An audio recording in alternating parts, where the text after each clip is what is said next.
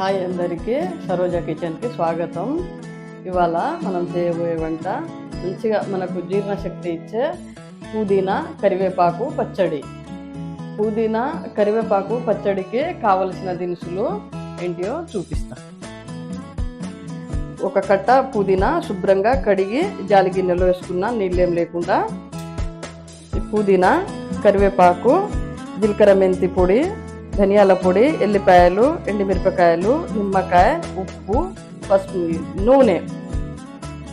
ఈ అన్నిటితోటి చాలా రుచికరమైన పుదీనా కరివేపాకు పచ్చడి చేసి చూపిస్తా. ముందుగా స్టవ్ వెలిగించుకోవాలి, గిన్నె పెట్టుకోవాలి. మనకు ఉన్న వస్తువులన్నీ కొన్ని కాబట్టి చిన్న గిన్నెలనే ఎంచుతానా.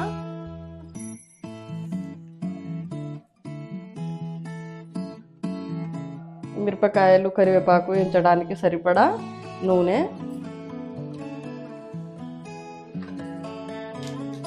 నూనె వేడైంది, మిరపకాయలు వేసుకుంటాను.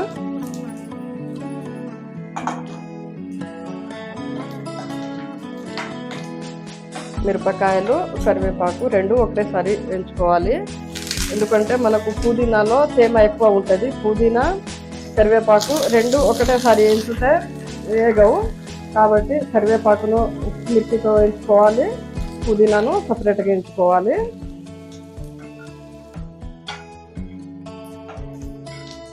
మిరపకాయలు, పుదీనా దూరగా వేగింది, గిన్నెలో తీసేసుకోవాలి.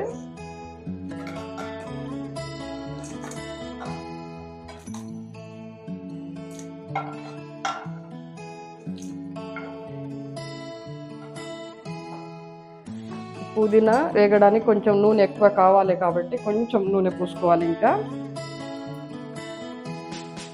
కొంచెమే.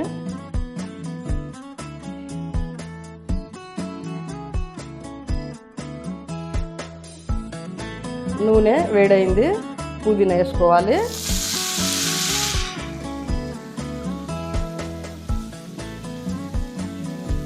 కొంచెం వేసుకొని, గిన్నె చిన్నగా ఉన్నది కాబట్టి కొంచెం వేసుకొని, ఫస్ట్ వేసిన పుదీనా కొంచెం మగ్గగానే ఇంకా కొంచెం వేసుకోవాలి.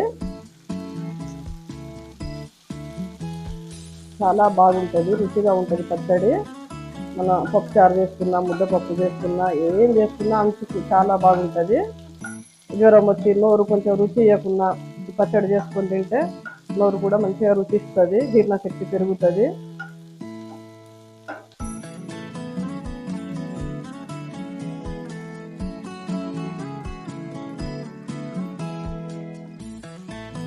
సన్న మంట మీద ఈ ఆకులో పచ్చిదనం అంతా పోయే వరకు ఎంచుకోవాలి. పచ్చిదనం పోకపోతే అంత పసర వాసన వస్తూ ఉంటుంది. కాబట్టి ఆకును మంచిగా ఎంచుకోవాలి ఎప్పుడన్నా కానీ.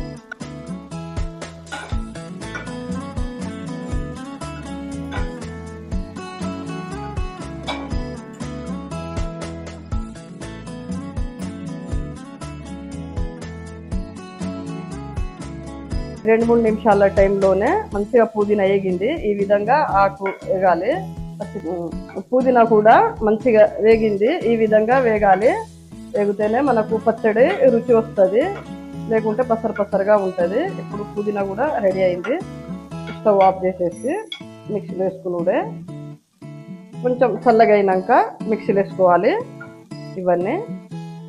ఇప్పుడు వేయించుకున్న దినుసులన్నీ మిక్సీలో వేసుకుంటున్నా.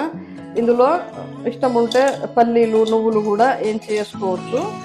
ఎల్లిపాయలు అయితే పచ్చి వేసుకోవాలి, మంచిగా ఉంటుంది పచ్చడి. ఎల్లిపాయల రుచి బాగుంటుంది.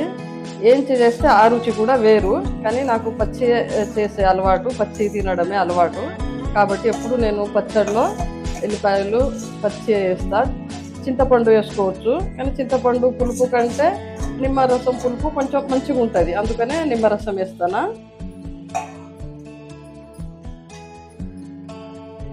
ఎంత బాగా వేగిందో చూడండి, ఇట్లా వేగాలి.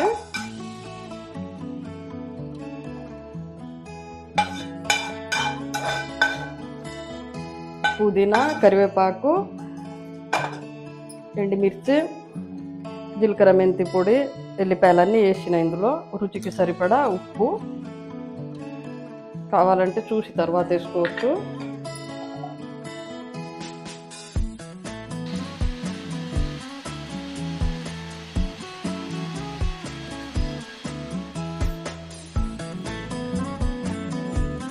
ఈ పచ్చడి చాలా కొంచెం కాబట్టి మిక్సీ బ్లేడ్కి అందుతలేదు, కొంచెం నీళ్ళు పోసుకుంటానా. కొంచెం మిక్సీ బ్లేడ్కి అందకుంటే నీళ్ళు పోసుకోవాలి. చిన్న రోలు ఉంటే రోట్లో మంచిగా నూరుకోవచ్చు నీళ్ళు లేకుండా.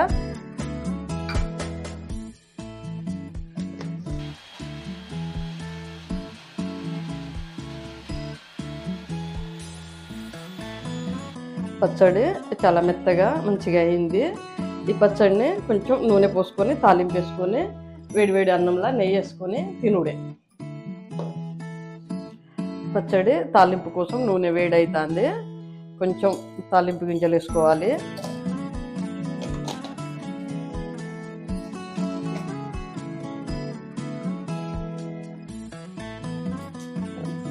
పుదీనా, కరివేపాకు, పచ్చడికి కావలసిన తాలింపు నూనె కూడా వేడైంది.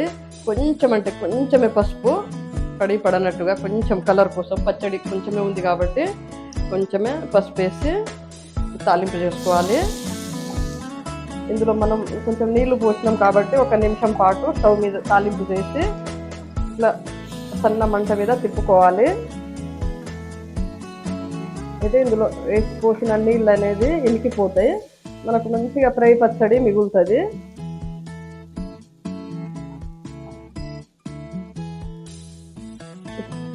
ఇప్పుడు లాస్ట్కు మనం చింతపండు అయితే ఇంట్లోనే మిక్సీ చేసేటప్పుడు వేసుకోవచ్చు, కానీ నిమ్మరసం కాబట్టి లాస్ట్కు వేసుకోవాలి. కొంచెం మనం దీంట్లో నూనె ఎక్కువ తక్కువ పడినా ఆ నూనె ఫీలింగ్ అనేది ఉండదు. పచ్చడిని బట్టి పులుపు, తినేదాన్ని బట్టి కూడా పులుపు వేసుకోవాలి. నేను ఒక్క నిమ్మరసం మాత్రం పిండిన.